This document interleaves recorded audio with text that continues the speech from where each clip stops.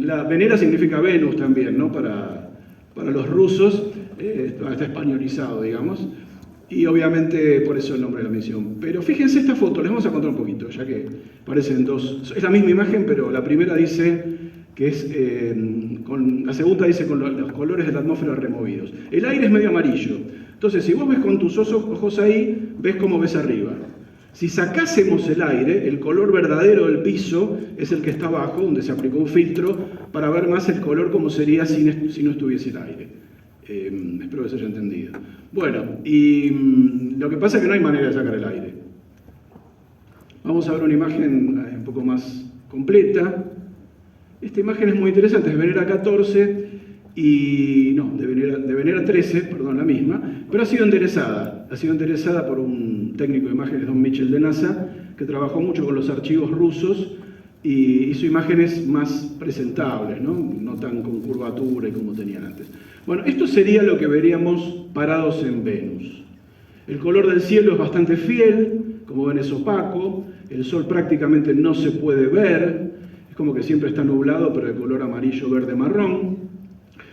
El aire obviamente es irrespirable, es muy caliente. El piso, como ven, es muy volcánico, vamos a hablar enseguida de los volcanes, muy erosionado, muy desgastado, muy aplastado. Y como les decíamos, estas naves duraron muy poquito tiempo. Duraron lo que podían. Y por supuesto hicieron mediciones de la temperatura, de la presión atmosférica. La presión atmosférica anda cerca de los 90.000 hectopascales. Ustedes saben que la presión acá normal es 1013. ¿Sí? 1013. Bueno, ahí andas en los 90, 95.000, 90 veces más. O sea, una columna de aire pesa 90 veces más que acá. Por eso es aplastante.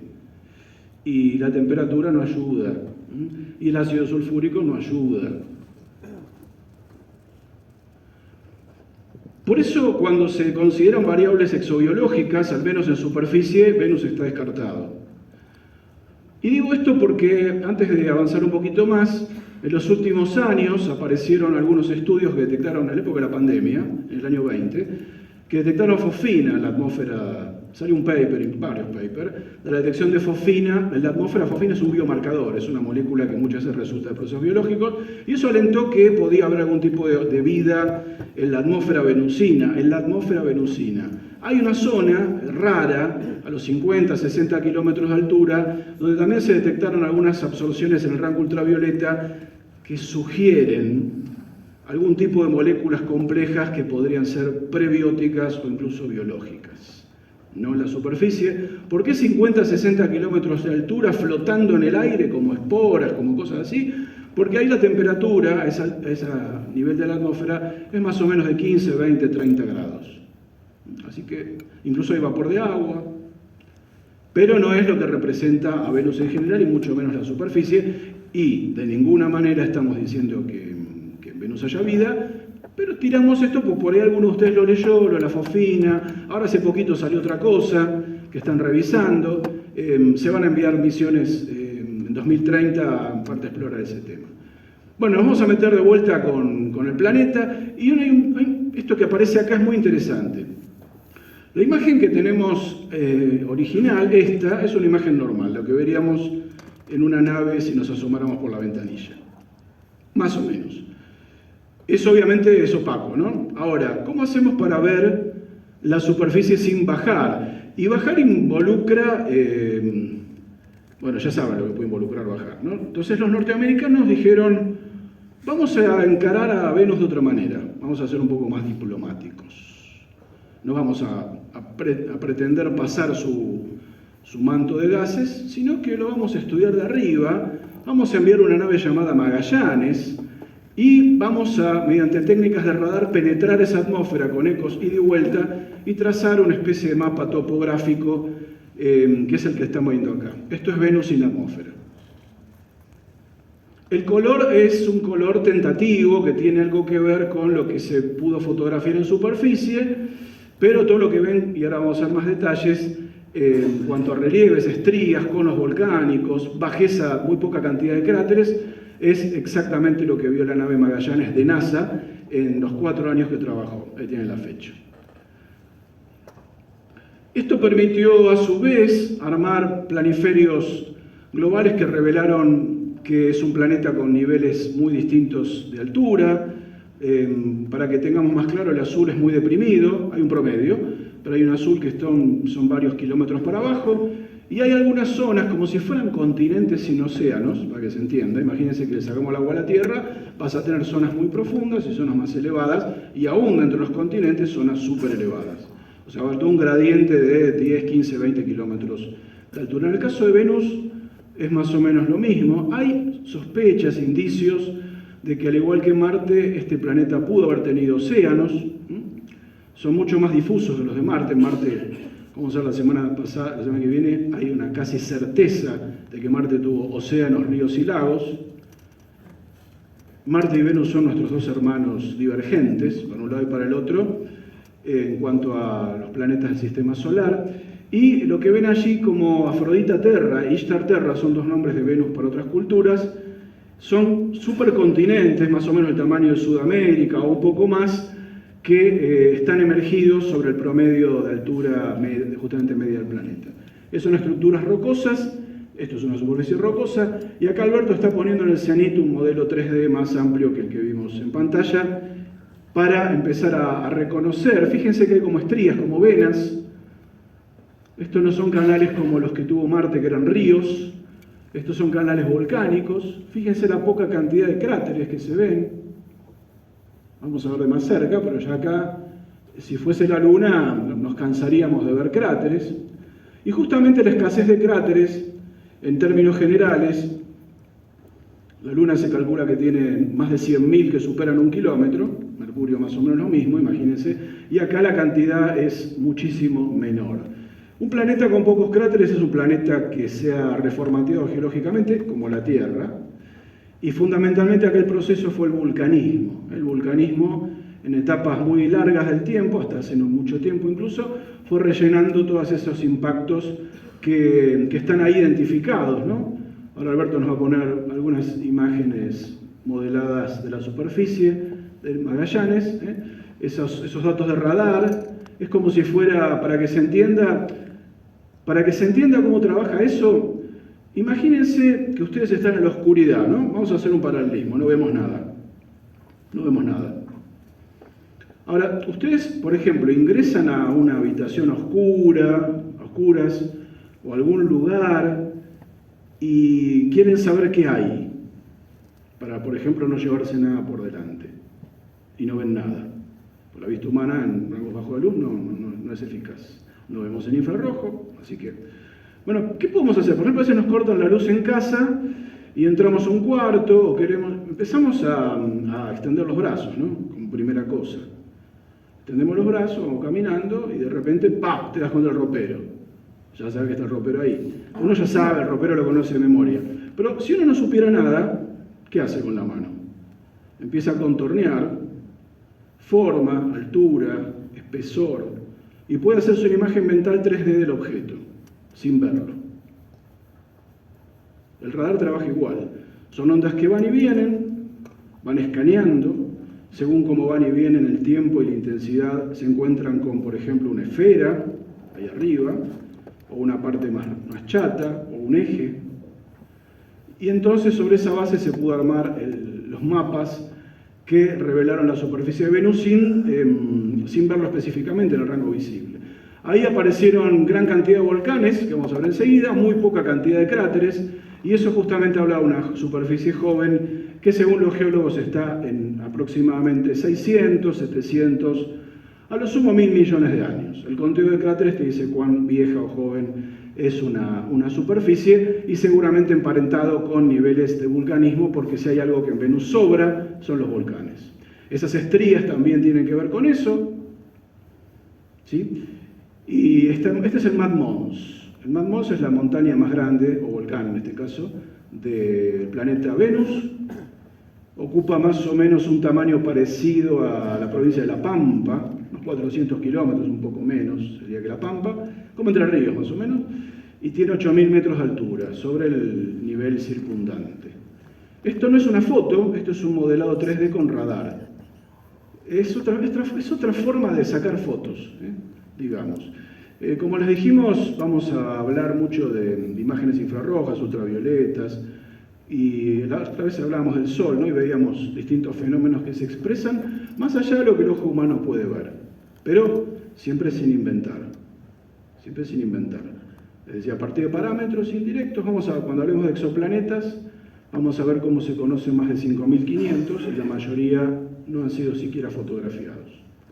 Bueno, estamos en Venus, estamos en los volcanes y estamos en la misión más importante que se haya lanzado, que no es de la NASA ni rusa, sino de la Agencia Espacial Europea, que estuvo allí 9 años en órbita, estudiando fundamentalmente la atmósfera. Pueden buscarla, se llama Venus Express, el Expreso Venus. Y ahí tenemos una cosa muy interesante. La imagen que ven allí está compuesta, la mitad de arriba es el infrarrojo, es el hemisferio donde es de noche, y fíjense que el hemisferio donde es de noche es muy brillante en el infrarrojo, es decir, es muy caliente.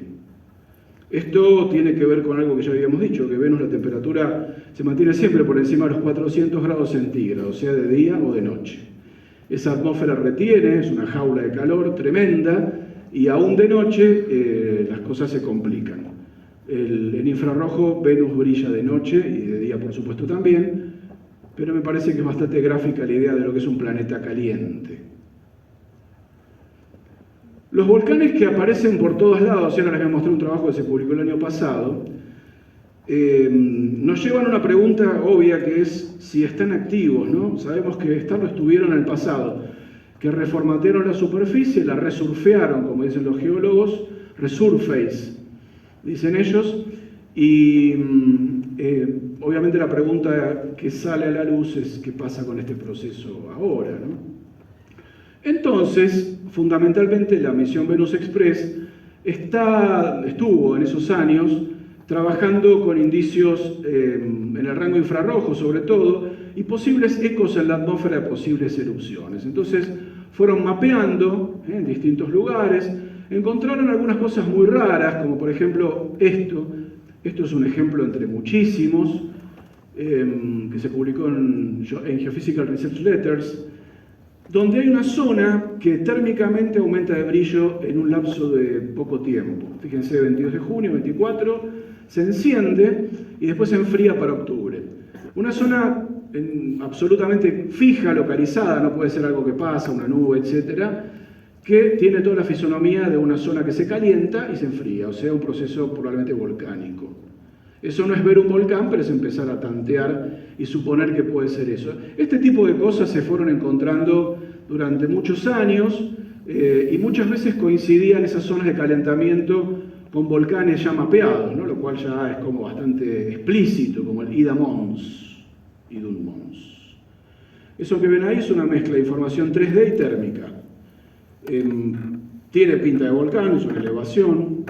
Cuando vemos el gradiente de temperatura, resulta que la llanura tiene menos temperatura que la estructura que vemos allí, y casualmente o no, la parte más caliente es la cima y una ladera, que es lo que pasa cuando un volcán derrama lava, acá en la Tierra. Son hotspots, así le llaman a este tipo de formaciones, que uno no podría poner las manos sobre el fuego, pero seguramente son volcanes en actividad en este momento. Bueno, esto era 2010, para nosotros es exactamente lo mismo. Y fíjense esta otra imagen donde se ven 5 estrías que pueden ser flujos de lava. Esto es un trabajo de la Universidad de Brown University, que todo se nutre de lo mismo, ¿no? Que son de las imágenes de Venus Express, que es la nave europea que estuvo allí varios años. Bueno, cuando uno ve esto resulta difícil interpretar otra cosa, ¿no?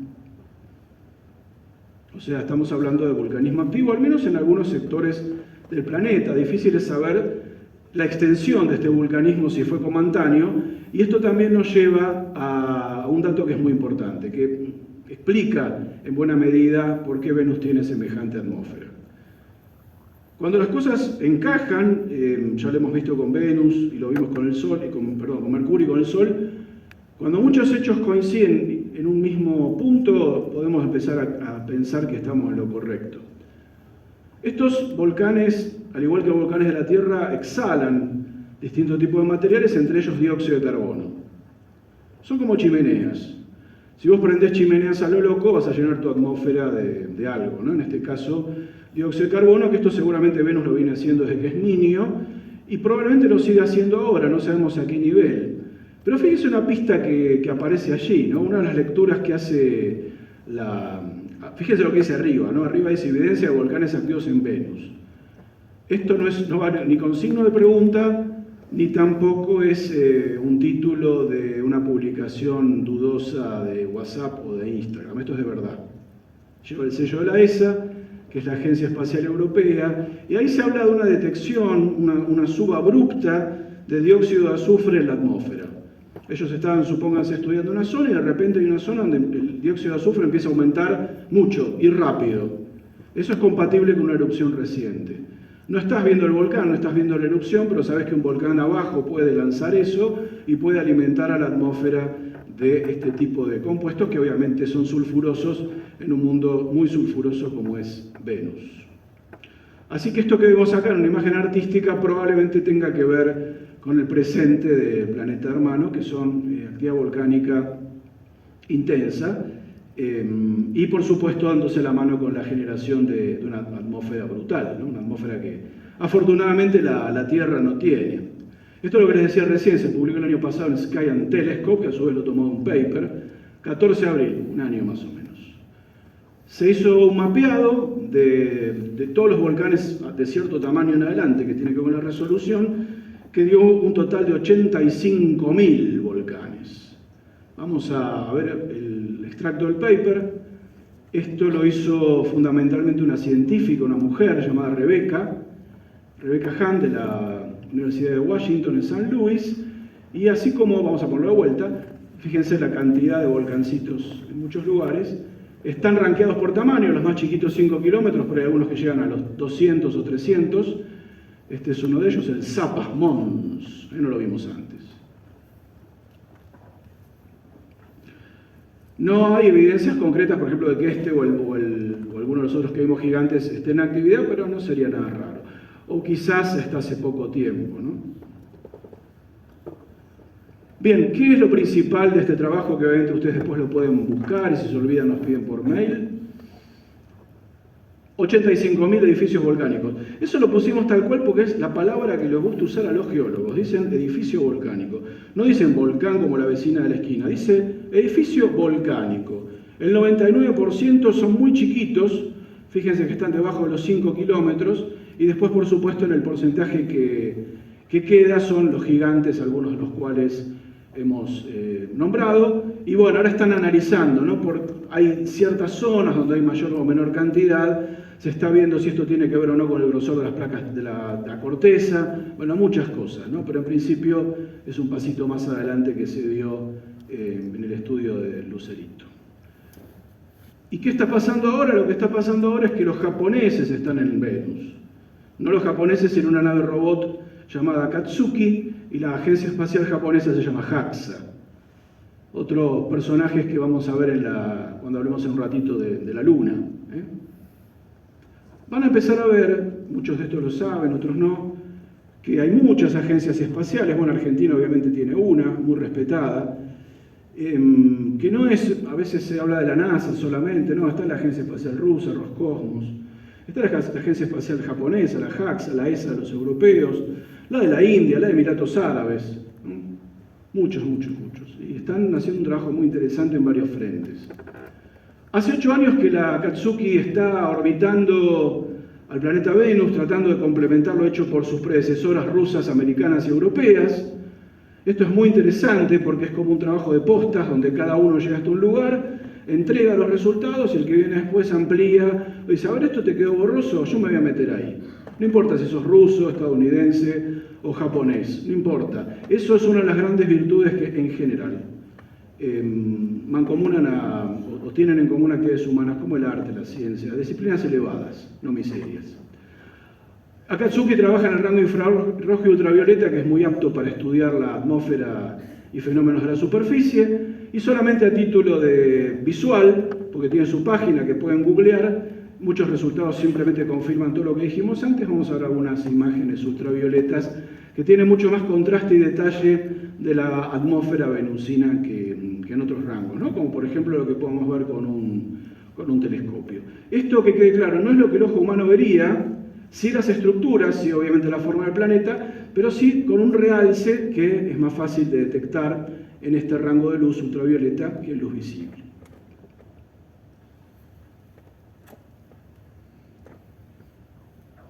Agencia de Exploración Espacial, JAXA, un nuevo amiguito que nos va a acompañar. Bien, pero esto no se termina, obviamente, porque en algún momento esta misión japonesa terminará. La NASA ya tiene previstas 2 misiones que incluyen un descenso, las misiones Da Vinci y Veritas. Da Vinci va a mandar un módulo que va a penetrar la atmósfera a modo de las naves rusas, con otra preparación, dicho sea de paso, pretenden durar varias semanas por lo menos. Da Vinci incluye una nave de descenso, un orbitador, y Veritas concretamente es un orbitador que va a trabajar en estudios atmosféricos y volcánicos. Lamentablemente esto se está corriendo para la década del 30, así que por unos añitos más vamos a tener que seguir repasando el legado de las misiones anteriores. Si les interesa Veritas Da Vinci, pueden buscarlo en internet. Obviamente Da Vinci alude a Leonardo.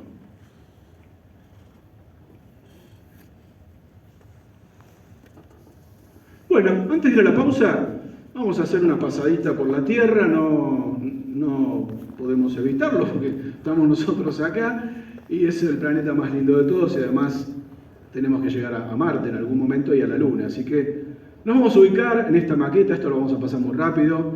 Tercer planeta a partir del Sol, periorbital, ya lo conocen, la duración del día también. Estamos a más o menos 149 millones de kilómetros, en una órbita bastante poco excéntrica, bastante circularcita. Esta es la foto más famosa de nuestro planeta, hasta el día de hoy es vieja, tiene más de 50 años. Se llama la bolita azul, la canica azul, tomada por el Apolo 17. El Apolo 17 es la sexta y última misión que bajó en la Luna. Y es muy bonita esta foto porque, aparte de ser bonita, tiene algo que es muy significativo. Además de ver cosas obvias como los océanos, el agua en sus 3 estados. Tenemos hielo, tenemos agua líquida, tenemos la transición vapor que después condensa en nubes. ¿Qué continente se ve ahí? Ese continente no es América, no es Europa, no es Asia. Ese es el continente madre de la especie humana. Allí evolucionaron y aparecieron la familia de los homínidos. Los homínidos es la familia de primates bípedos que incluye al hombre, al ser humano. Nosotros prácticamente hace 200.000 años, un poquito más, éramos casi iguales ahora. Empezamos a emigrar de África después de una larga cadena evolutiva que incluyó un montón de ensayos. Coexistimos con los últimos Neandertal, coexistimos con algunos Homo erectus que se habían ido desparramando. Saliendo de África fuimos a Europa y llegamos a muchos lugares. El último lugar al cual llegó nuestra especie es Argentina y Chile. Entramos por Bering hace 25.000 años más o menos. Hay distintas huellas arqueológicas y paleoantropológicas que van rejuveneciéndose a medida que llegamos a Argentina, cuando no se llamaba Argentina ni Chile. Pero el camino empezó ahí. Allí también evolucionaron otro tipo de especies, ¿no? Los Australopithecus, Afarensis, Anamensis como Lucy. Lucy es el esqueleto más importante de la paleoantropología. Criaturitas de más o menos el tamaño de un niño hoy en día, 1,20, 1,30, que empezaron a evolucionar cerebros cada vez más grandes, que requerían proteínas, por eso comíamos carne, somos carnívoros, además de comer verduras, somos carnívoros. Nuestro cerebro demandaba proteínas y al mismo tiempo eso fue diversificando. Muchas especies quedaron en el camino. De hecho, en el último tramo de la evolución, los últimos 30.000 años, solamente quedamos nosotros y los Neandertal. Pero en el camino habían quedado muchos otros que fueron reemplazados, como se dice en estas disciplinas. Los Neandertal aparentemente hasta hubo cruzas híbridos con Homo sapiens. Aparentemente ellos desaparecieron en Portugal y en España. Fue el último lugar donde quedaron refugiados hace 27.000, 26.000 años. Los Neandertal son nuestros últimos hermanos ya extinguidos, y los que nos quedan, ¿cuáles son?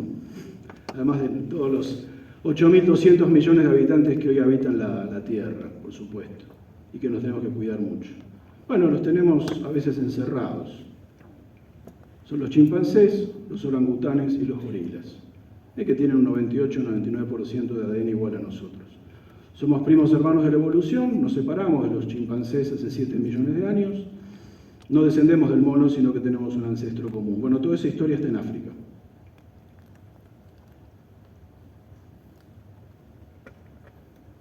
La Tierra es el oasis del sistema solar por obvias razones. Al día de hoy sigue siendo el único lugar donde sabemos con certeza que hay vida, especies que se cuentan de a millones. La mayor parte han desaparecido en los últimos cientos de millones de años, desde la explosión del Cámbrico, los últimos 600 millones de años, muchísimas especies y por supuesto antes de eso los mares, organismos unicelulares. Un planeta muy bien hecho. El hecho, pónganle la connotación que ustedes quieran. Está en la zona habitable del sistema, tiene un buen tamaño que le permite retener y defender una atmósfera, tiene un campo magnético que le permite retener y defender una atmósfera, temperaturas templadas que permiten la presencia de agua líquida, fundamental para la vida. No única, pero fundamental.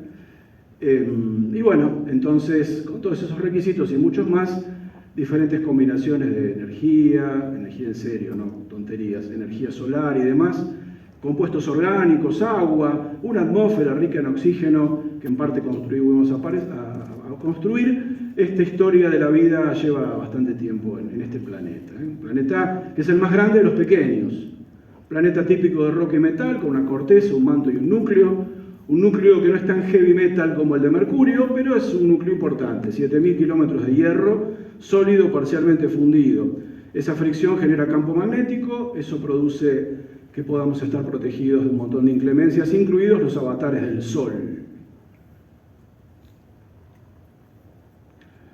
Bien, hay muchas cosas más que podemos decir en la Tierra que son absolutamente obvias y cada uno de ustedes, en su disciplina de saber, de trabajo, de estudio, nos podría enseñar a nosotros, en cualquier aspecto, la historia, la psicología, la abogacía, la economía, lo que quieran, la carpintería. Lo interesante de la Tierra, una de las cosas interesantes es que da señales de vida al espacio de una manera involuntaria, hace varias décadas con señales de radio, que ya están a unos 50, 60 años luz, y de otra manera brillando de noche, es el único planeta que brilla de noche con luz visible. Y eso no tiene nada que ver con el Sol, obviamente, sino con las luces artificiales que tenemos hace más o menos 140 años. Esta es una imagen de la Tierra tomada por el satélite Suomi NPP de NASA, no es muy conocido, pero es muy bonita y siempre la mostramos cuando presentamos el lado nocturno y brillante de la Tierra de manera artificial. Si alguien de muy lejos nos mirase con instrumentos eficaces, se daría cuenta que hay algo raro, ¿no? Diría, ¿qué pasa en ese planeta que brilla en luz visible cuando el Sol no le pega? Eso es paradójico porque también, fíjense cómo se ven las grandes urbes, ¿no? De la India. La India ahora es el país más poblado de la Tierra, acaba de superar a China hace muy poquito. Y entre India y China son 3.000 millones de habitantes. Es una locura, nosotros somos nada más que 50, y a veces ni siquiera nos llevamos bien. Bueno, más allá de esto, este planeta es realmente una cosa especial. Lo vamos a ir valorizando cada vez más a medida que veamos a los demás y sobre todo cuando hablemos de exoplanetas. Y además de encender luces, que son de alguna manera descendientes de las viejas fogatas que usaban nuestros ancestros para salvarse del peligro de la noche, tener calor y también de amenazas varias, ¿no? El fuego fue el invento más importante de la historia, al menos en épocas remotas.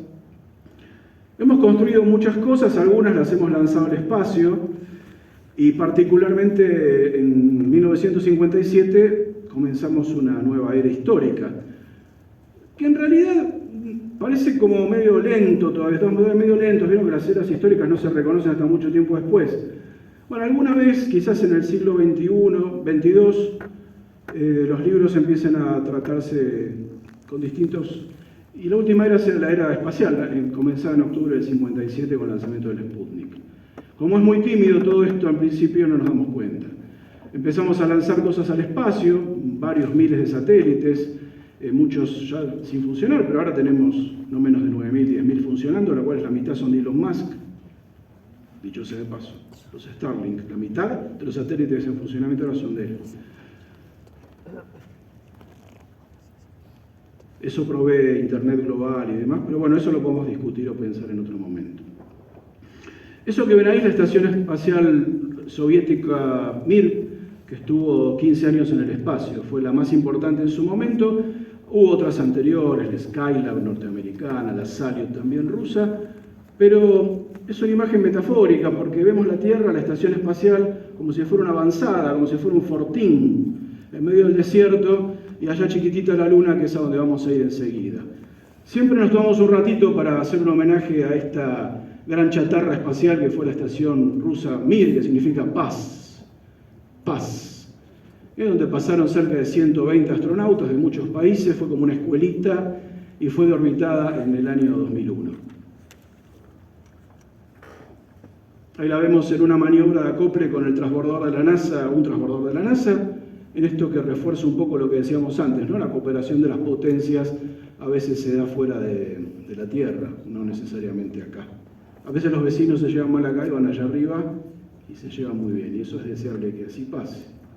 Los transbordadores también son un hito del espacial, funcionaron entre 1981 y 2003. El Atlantis fue uno de los 5 que construyó la NASA y lanzó exitosamente al espacio. Pero cuando hablamos de estación espacial, sin lugar a dudas hay una que es la más famosa, que es la Estación Espacial Internacional, que ya lleva más de 25 años en órbita, que se fue construyendo de menor a mayor, y donde participan 26 países. Allí se realizan todo tipo de experiencias de todas las ciencias, incluida la biología y la medicina, se ensayan materiales, incluso ropas, y por supuesto todo lo que tiene con informática y un montón de cosas que después terminamos usando en los celulares, por ejemplo. Miniaturización, un montón de cosas que a veces uno dice, ¿por qué hacen todo eso? Bueno, tenés un celular, tenés una computadora, viene de ahí, no cayó del cielo.